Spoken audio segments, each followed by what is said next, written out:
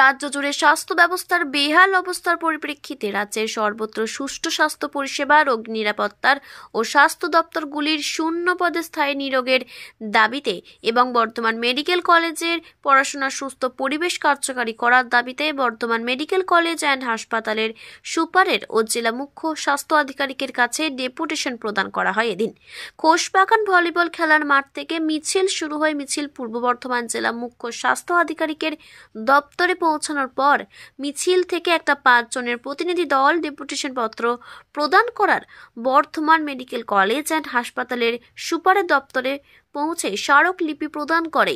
এই প্রতিনিধি দলে ছিলেন এসএফআই পূর্ব বর্ধমান জেলার সম্পাদক উষসী রায়চৌধুরী, AIDWA এর জেলা সম্পাদক সুপর্ণা ব্যানার্জি, DYFI এর জেলা সম্পাদক মণ্ডলীর সদস্য অনির্বাণ রায়চৌধুরী, পশ্চিমবঙ্গ বস্তি উন্নয়ন সমিতির জেলা সম্পাদক অরিন্দম মৌলিক এবং CITU এর নেতৃত্ব স্বপন ব্যানার্জি।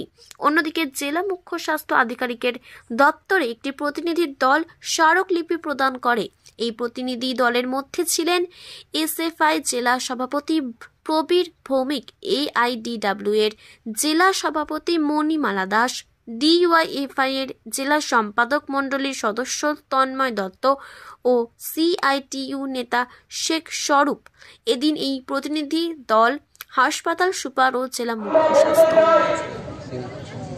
আজকে কি দাবি দাবা নিয়ে ডেপুটেশন লোক নামও একটু আজকে আমাদের পক্ষ থেকে এবং কি দাবি দাবা নিয়ে আমাদের বামপন্থী ছাত্র যুব মহিলা শ্রমিক এবং বস্তি ইউনিয়নের পক্ষ থেকে জেলা জুড়ে স্বাস্থ্য যে অব্যবস্থা, স্বাস্থ্য ব্যবস্থা স্বাস্থ্য দপ্তরগুলিতে, হাসপাতালগুলিতে যে শূন্য পদ, প্রতিদিন সাধারণ মানুষ চিকিৎসা পাচ্ছে না, চিকিৎসা করতে গিয়ে প্রতি সাধারণ মানুষকে হয়রানি হতে হচ্ছে।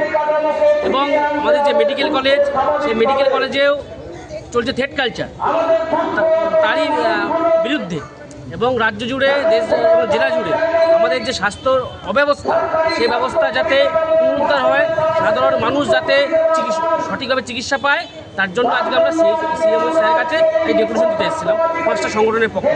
পরবর্তীতে আর কোথায় ডেপুটেশন দেবে? আজকে আমরা আমাদের একটা দল, তারা মেডিকেল সুপারের কাছে তারা ডেপুটেশন দিতে গেছে, তারা ডেপুটেশন দিয়ে আসছে। সিএমএইচ কি আশ্বাস দিলেন? আশ্বাস তিনি আমাদের যে স্বাস্থ্য ব্যবস্থার যে অব্যবস্থা প্রতিদিন ঘটে চলেছে, তিনি স্বীকার করে নিয়েছে, চলছে। ওষুধের অপ্রতুলতা, স্বাস্থ্য হাসপাতালগুলির পরিকাঠামোগত অভাব, তারপরে স্টাফের অভাব, ডাক্তারের অভাব, নার্সের অভাব, তারা সবটা স্বীকার করে নিয়েছেন। তারা বলেছেন তারা উদ্বোধন বক্তব্য জানাবেন। আমরা বলে এসেছি যে আমরা 15 তারিখ এসেছিলাম, কোনো শুরু হয়নি, আজকেও বলে গেলাম যদি কিছু না হয় পরবর্তীকালে আর এই ছোট জমায়েত নয়, বৃহত্তর জমায়েত করে বৃহত্তর আন্দোলন দিকে আমরা আজকে কোথা থেকে এই র্যালি নিয়ে এখানে? আমরা ওই ভলিবল মাঠ থেকে মিছিল করে এখানে এসেছি। আপনারা ছিলেন?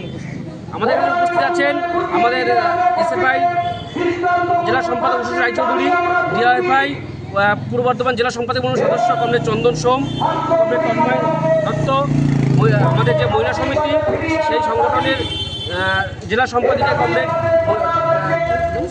সুপর্ণা ব্যানার্জি এবং জেলা সভাপতি কমরেড মণিমালা দাস। আপনার নাম পরিচয়? আমার নাম প্রবীর ভৌমিক, এসএফআই জেলা সভাপতি। তাদেরকে মাইনে পর্যন্ত দিচ্ছে না। আমরা বলছি স্থায়ী নিয়োগ করতে হবে। স্থায়ী নিয়োগের দাবিতে আমাদের লড়াই চলছে। চাল, ওষুধ, চাল, স্যালাইন কারবারিদের অবিলম্বে গ্রেফতার করতে হবে।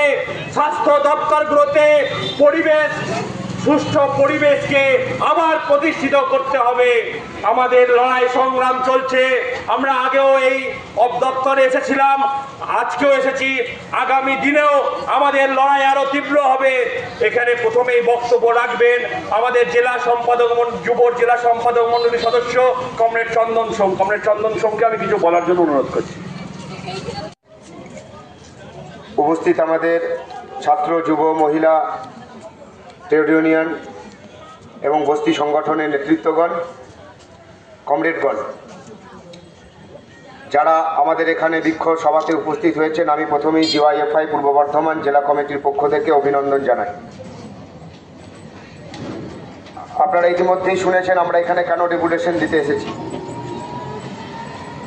একই সঙ্গে যখন CMS দপ্তরে আমরা ডেপুটেশন দিচ্ছি, আরেকই সঙ্গে আমাদের ডেপুটেশন দিতে গেছে বর্ধমান হাসপাতালের সুপারের কাছে।